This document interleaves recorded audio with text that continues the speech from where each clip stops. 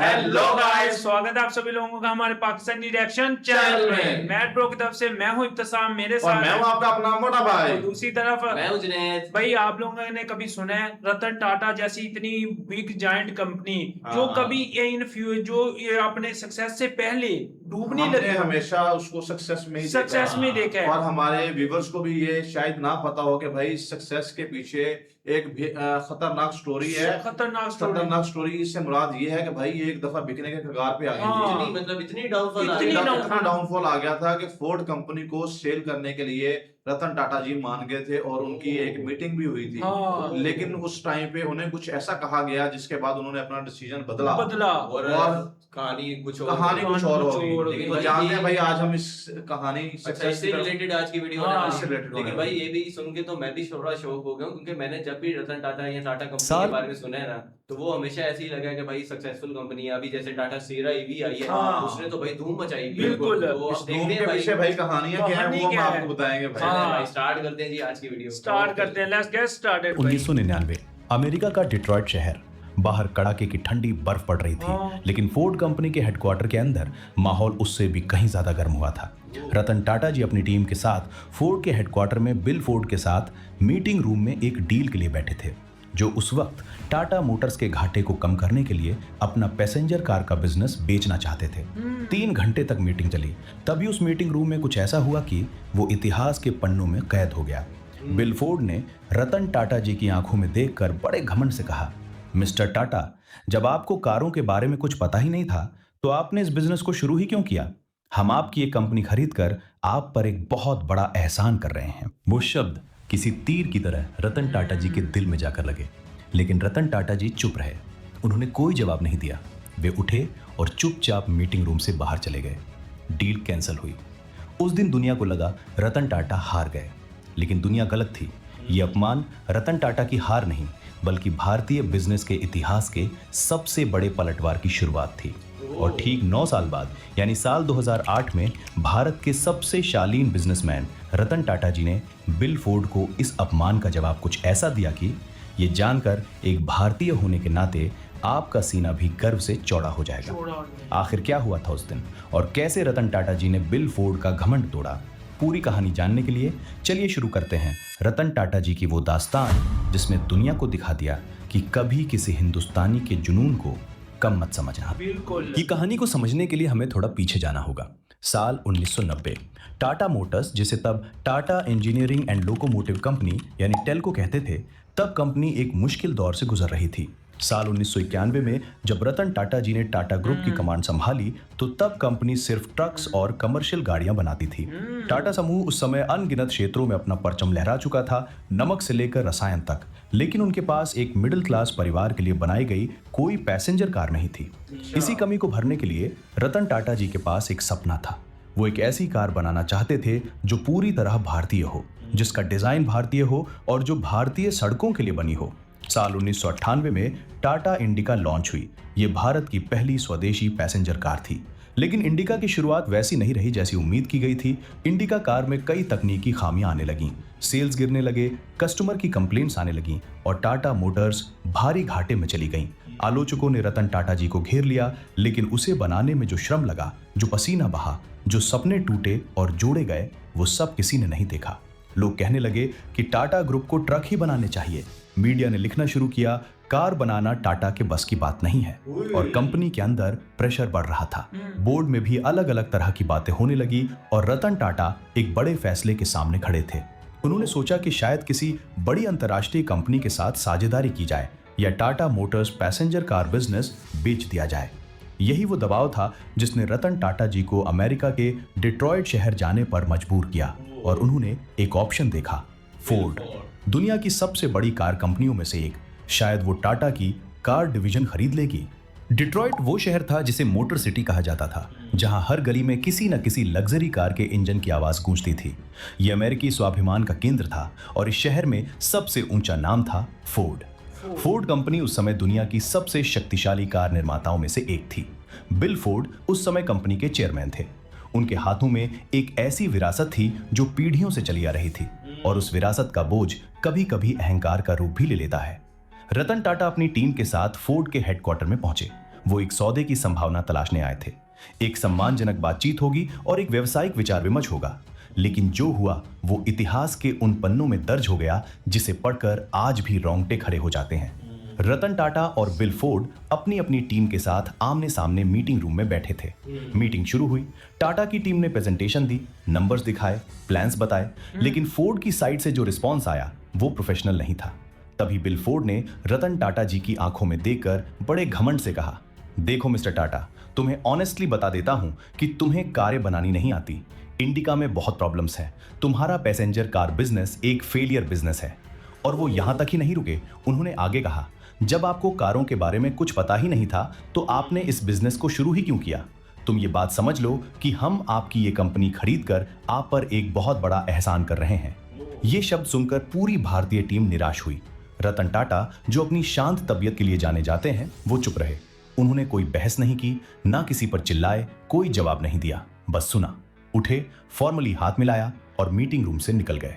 उस मीटिंग में जो बेइज्जती हुई वो रतन टाटा भूले नहीं, लेकिन उन्होंने उसे गुस्से में नहीं, मोटिवेशन में बदल दिया। यही फर्क होता है एक साधारण इंसान और एक असाधारण इंसान में। उस अपमान ने रतन टाटा जी के अंदर की आग को जगा दिया था। भारत वापस आकर उन्होंने अपनी पूरी टीम से कहा, अब हमें किसी फोर्ड की जरूरत नहीं है, हम खुद अपनी तकदीर लिखेंगे। अगले कुछ सालों तक रतन टाटा जी ने खुद फैक्ट्री में समय बिताया, एक एक इंजीनियर से बात की और इंडिका के नए मॉडल पर अपनी पूरी जान लगाकर दिन रात काम किया और मेहनत रंग लाई। फरवरी 2001 में इंडिका V2 लॉन्च हुई और देखते ही देखते ये भारत की सबसे पसंदीदा कार बन गई। टाटा मोटर्स न केवल घाटे से बाहर आई बल्कि भारत की एक बड़ी ताकत बन गई। रतन टाटा जी का लोहा अब पूरी दुनिया मान रही थी। वही कार जिसके बारे में फोर्ड ने कहा था कि तुम्हें बनानी नहीं आती, और वही कार अब लंदन की सड़कों पर दौड़ रही थी। लेकिन रतन टाटा जी के मन में अभी भी एक काम अधूरा था। वो बिल फोर्ड के कहे गए शब्द भीतर कहीं गहरे दबे थे, जैसे कोयले के नीचे दबी आग, दिखती नहीं लेकिन बुझती भी नहीं। वो बदला जो उन्होंने कभी शब्दों से नहीं बल्कि अपने काम से लेने का सोचा था। वक्त का पहिया घूमना शुरू हुआ। जहां टाटा मोटर्स ऊपर जा रही थी, वहीं दूसरी तरफ अमेरिकी दिग्गज फोर्ड कंपनी और उनके दो सबसे शानदार ब्रांड्स जगवार और लैंड रोवर भयानक मुसीबत में फंस चुके थे। साल 2008 की उस ग्लोबल मंदी ने फोर्ड के साम्राज्य को हिला कर रख दिया था।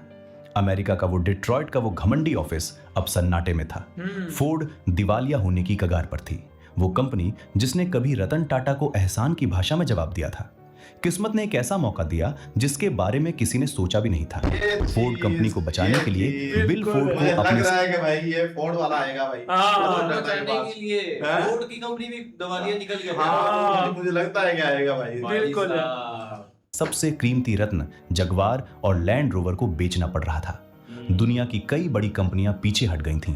जगवार और लैंड रोवर की वर्तमान स्थिति नाजुक थी। दोनों ब्रांड्स घाटे में चल रहे थे। फोर्ड उन्हें अरबों डॉलर का घाटा उठाकर बेच रहा था, लेकिन तब सिर्फ रतन टाटा जी ने हाथ आगे बढ़ाया। ये वही रतन टाटा थे जिन्हें 9 साल पहले बिल फोर्ड ने अनाड़ी कहा था। इस बार मीटिंग डिट्रॉइट में नहीं बल्कि मुंबई के बॉम्बे हाउस में फिक्स हुई। 26 मार्च 2008, वो तारीख जो इतिहास में दर्ज हो गई। फोर्ड की पूरी टीम रतन टाटा जी के चरणों में अपनी आबरू बचाने आई थी। रतन टाटा ने 2 अरब 30 करोड़ डॉलर में जगवार और लैंड रोवर को फोर्ड से खरीद लिया। उस मीटिंग में बिल फोर्ड ने सबके सामने रतन टाटा जी से वो शब्द कहे जो इतिहास में दर्ज हो गए। उन्होंने कहा, मिस्टर टाटा, जगवार और लैंड रोवर को खरीदकर आप हम पर एक बहुत बड़ा एहसान कर रहे हैं। वही शब्द, वही एहसान, बस यही चीज होती है यार। ये भाई इसका मतलब समझो आप कि जब कोई दुश्मन आपको ताना मारे ना भाई, तो उस टाइम जो आप में आग बन रही है ना, उस आग को जो है ना आपने कंट्रोल करना है, अपनी मोटिवेशन के लिए इस्तेमाल करना है भाई। और वो वक्त आया कि जिन्होंने कहा था तुम अनाड़ी हो, हम तुम पे एहसान कर रहे हैं। 9 साल बाद, मात्र चंद सालों बाद वो खुद आए हैं अपने बेच के फोर्ड, और वो कह रहे हैं कि आपने हम पे एहसान किया भाई साहब। किरदार बदल गए थे। रतन टाटा जी ने बिल फोर्ड को वही जवाब दिया जो उन्होंने 1999 में डिट्रॉइट में दिया था। उन्होंने सिर्फ एक विनम्र मुस्कान दी और हाथ मिलाया। उन्होंने बिल फोर्ड को नीचा नहीं दिखाया बल्कि उनके डूबते बिजनेस को सहारा दिया। जैसे ही ये खबर फैली कि एक भारतीय कंपनी ने जगवार और लैंड रोवर को खरीद लिया है, इंग्लैंड के गलियारों में हड़कंप मच गया। ब्रिटिश कर्मचारियों के बीच एक खौफ पैदा हो गया। वहां के अखबारों में हेडलाइंस छपने लगी कि क्या अब इंडियंस हमें सिखाएंगे कि लग्जरी कारें कैसे बनती हैं। कर्मचारियों को डर था कि अब उनकी नौकरियां चली जाएंगी। जगवार और लैंड रोवर वहां के स्वाभिमान का प्रतीक थे और उन्हें लगा कि एक भारतीय मालिक उनकी विरासत को समझ नहीं पाएगा। लेकिन रतन टाटा जी ने स्पष्ट किया, किसी की भी नौकरी नहीं जाएगी, कंपनी की पहचान बरकरार रहेगी। जगवार जगवार रहेगी और लैंड रोवर लैंड रोवर रहेगी। हम केवल वो समर्थन देंगे जो इन ब्रांड्स को अपनी पूरी क्षमता तक पहुंचने के लिए चाहिए। रतन टाटा के इस भरोसे ने वहां के हजारों परिवारों का दिल जीत लिया। दुनिया ने फिर से शक किया। लोगों ने कहा, रतन टाटा ने अपना पैसा बर्बाद कर दिया, ये लग्जरी ब्रांड्स कभी मुनाफे में नहीं आएंगे। लेकिन रतन टाटा जी ने अपनी वैल्यूज के साथ काम शुरू किया। उन्होंने ब्रिटिश इंजीनियर्स को वो आजादी और फंड्स दिए जिनकी उन्हें जरूरत थी। टाटा ने जगवार और लैंड रोवर में भारी निवेश किया, नए मॉडल विकसित किए, अनुसंधान और विकास पर जोर दिया। एफ टाइप जैसी कारें बाजार में आईं जो देखते ही दिल को छू लेती थीं।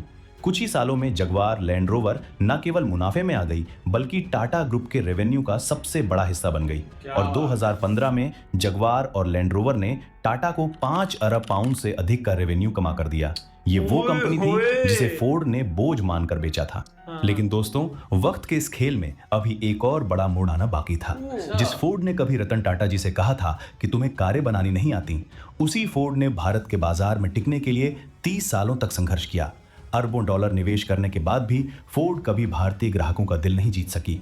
और फिर आया साल 2021, सितंबर का वो महीना जब फोर्ड ने एक ऐसी घोषणा की जिसने पूरी दुनिया के ऑटोमोबाइल सेक्टर को चौंका दिया। फोर्ड ने भारत में अपनी कारों का प्रोडक्शन पूरी तरह से बंद करने का फैसला कर लिया। जिस कंपनी ने कभी टाटा पर एहसान करने की बात कही थी, आज वो खुद भारत में $2 बिलियन यानी करीब 15,000 करोड़ रुपए का घाटा उठाकर अपना बोरिया बिस्तर समेट रही थी। लेकिन कहानी की सबसे बड़ी विडंबना तो अभी बाकी थी। फोर्ड का गुजरात के सानंद में जो विशाल मैन्युफैक्चरिंग प्लांट था, उसे बेचने के लिए उन्हें फिर से टाटा मोटर्स के दरवाजे पर दस्तक देनी पड़ी और टाटा मोटर्स ने उसे भी खरीद लिया। जरा सोचिए, जिस कंपनी को फोर्ड ने कभी खरीदने के लायक नहीं समझा था, आज उसी कंपनी ने फोर्ड के अस्तित्व को भारत में बचाए रखा।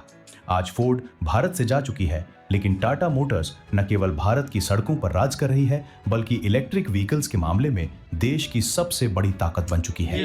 रतन टाटा जी ने दिखा दिया कि एक सच्चा लीडर वो नहीं है जो दुश्मन को खत्म कर दे, बल्कि वो है जो दुश्मन की गलती को सुधार कर उसे एक नई जिंदगी दे दे। ये भी किसी बदले से कम नहीं है। रतन टाटा जी की ये कहानी सिर्फ एक बिजनेस डील नहीं है, ये कहानी है संयम की, स्वाभिमान की और अटूट साहस की। उन्होंने हमें सिखाया कि जब दुनिया आपका अपमान करे तो चिल्लाने के बजाय खामोशी से अपनी सल्तनत खड़ी करो, वक्त खुद आपका बदला ले लेगा। आज जब भी सड़कों पर कोई जगवार Let your success be the words of your mouth यार। क्या वाह भाई वाह, क्या या लैंड रोवर निकलती है तो वो चीख चीख कर कहती है कि इसके पीछे एक हिंदुस्तानी का वो जिगरा है जिसने घमंड को शालीनता से हरा दिया था। रतन टाटा जी भले ही आज हमारे बीच नहीं है, लेकिन उनकी ये जीत हर उस भारतीय को प्रेरित करती रहेगी जो बड़े सपने देखने की हिम्मत रखता है। अगर रतन टाटा जी की इस महान गाथा ने आपके दिल को छुआ हो तो इस वीडियो को एक लाइक जरूर करें। लाइक करें या ना करें भाई, दिल को छुआ नहीं है भाई, दिल चीर के निकला है भाई, चीर के निकला है यार। वो मोटिवेशन यार, ऐसी मोटिवेशन यार बंदे को मिल सकती है। मतलब एक इंसान दूसरा इंसान आपको ताने दे रहा है, लेकिन अपने आप को कंट्रोल करना। आपने कंट्रोल किया, मुस्कुरा के मीटिंग छोड़ दी, फिर आके उस पे वर्क किया और आपने खुद को, अपनी कंपनी को इतना काबिल किया कि भाई साहब भाई वो उस कंपनी को खरीद सके यार। वो एक बार भी नहीं, 2 बार उसी वर्कर के साथ काम किया। ये नहीं कि नई टीम लाके काम की, उसी वर्कर के साथ, जूनियर वर्कर्स के साथ काम किया और सफलता पाई भाई। ये और अपना सम्मान जो है वो भाई साबित किया कि भाई इस तरह से होता है। और जो मालिक था बिल फोर्ड, जिसके अंडर वो कंपनी दिवालिया निकल रहा था,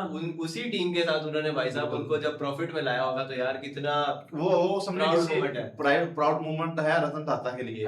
लेकिन उसके लिए कितना वो बात होगी कि भाई ये देख यार ये क्या हो गया मेरे लिए, ये किसी बदले से कम नहीं है भाई। हमने कोई वीडियो ऐसी नहीं की जो मतलब हमने खामोश होके या चुप करके की हो, लेकिन ये वीडियो सुनने का दिल कर रहा था यार। बिल्कुल, और खामोशी से हमने सुना है भाई।